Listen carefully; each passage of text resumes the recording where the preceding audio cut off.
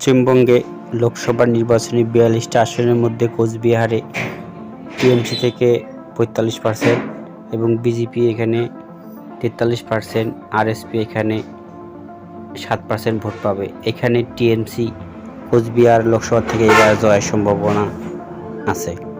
আলিপুরদুয়ার লোকসভা এবার বিজেপি দখলে যেতে পারে। বিজেপি এখানে ৪৫% ভোট পেতে পারে, টিএমসি ৪৩%, আরএসপি এখানে ৯% ভোট পেয়ে এখানে বিজেপি মনোজ টিক্কা জয়লাভ করতে পারে। মথুরামপুর লোকসভায় এখানে টিএমসি ৪২% ভোট পাবে এবং ৩৫% ভোট পাওয়ার সম্ভাবনা আছে বিজেপি এবং ১২% ভোট পাওয়ার সম্ভাবনা আছে সিপিআইএম। ডায়মন্ড হারবার লোকসভায় এখানে জয়লাভ করে টিএমসি এখানে অভিষেক বন্দ্যোপাধ্যায় এখানে ৪২% ভোট পেতে পারে, সিপিএম থেকে পাইতে পারে ৩৬% এবং বিজেপির অনেক ক্যান্ডিডেট দিয়ে আনুমানিক একজনকে ধরা হয়েছে, এখানে ১৪% ভোট পেতে পারে। যাদবপুর লোকসভা কেন্দ্রে এখানে সায়নী ঘোষ ভোট পেতে পারে টিএমসি থেকে ৪২%, আর দ্বিতীয় স্থানে থাকতে পারে সিপিআইএম থেকে ৪০% এবং বিজেপি এখানে ১৫%। এখানে সায়নী এবং সিপিআইএম এর মধ্যে হাড্ডাহাড্ডি লড়ার সম্ভাবনা আছে। কলকাতা দক্ষিণ থেকে এখানে টিএমসি ভোট পেতে পারে ৪৪%, বিজেপি পেতে পারে ৩২% এবং সিপিআইএমে ভোট পেতে পারে ২০%। অর্থাৎ এখানে টিএমসি এখানে জয় হওয়ার সম্ভাবনা বেশি।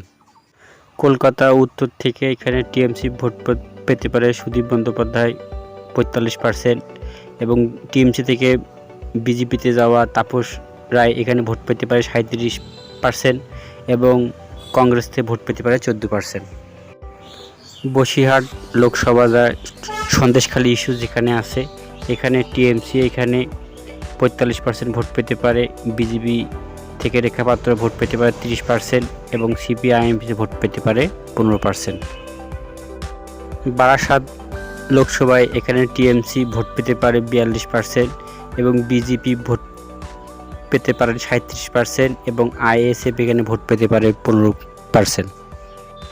দমদম লোকসভায় এখানে হলো সিপিএম ভোট পেতে পারে ৪০% এবং টিএমসি থেকে সুগত রায় এখানে ভোট পেতে পারে ৩২% এবং বিজেপি থেকে ভোট পেতে পারে ২৫%। এখানে সিপিএম এবং টিএমসির মধ্যে হাড্ডাহাড্ডি লড়ার সম্ভাবনা আছে।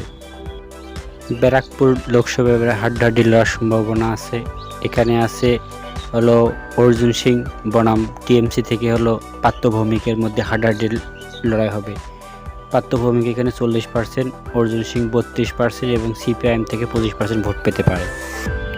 বনগাঁ বিধানসভায় এবার হাড্ডাহাড্ডি লড়ার সম্ভাবনা আছে। এখানে বিজেপি থেকে টিএমসি আসা এখানে ভোট পেতে পারে ৪৪% এবং শান্তনু ঠাকুর এখানে পেতে পারে ৪০% এবং কংগ্রেস পেতে পারে এখানে ১২%।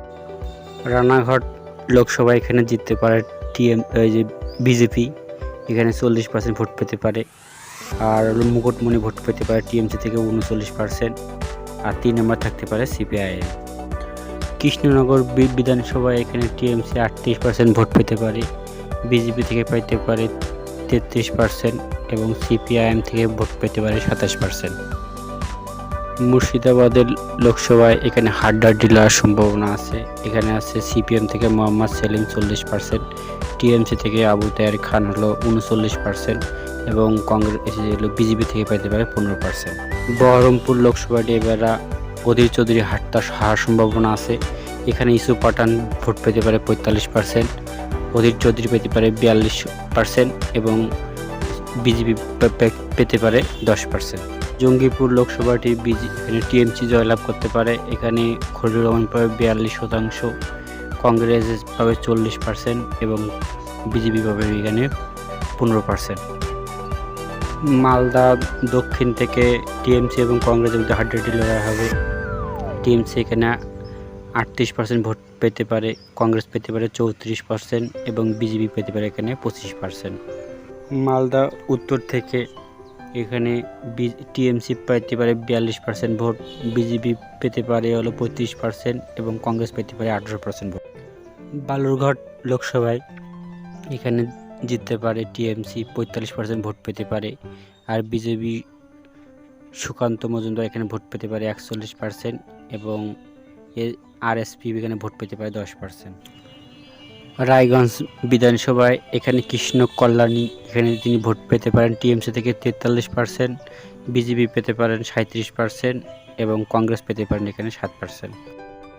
দার্জিলিং লোকসভায় এখানে জিততে পারে রাজু বিস্তার বিজেপি থেকে 47%, এখানে টিএমসি লামা পেতে পারে 45% এবং কংগ্রেস পেতে পারে 5%। জলপাইগুড়ি লোকসভায় এখানে বিজেপি পেতে পারে 45% আর টিএমসি থেকে ভোট পেতে পারে এখানে 44% এবং সিপিআইএম থেকে ভোট পেতে পারে এখানে 8%। আমাদের যে সম্ভাব্য যে সমীকরণ এটা কিন্তু সত্য হতে পারে, মিথ্যা হতে পারে, এর কোনো যাচাই না। আমাদের ভিডিও যদি ভালো লাগে থাকে সাবস্ক্রাইব করে রাখবেন।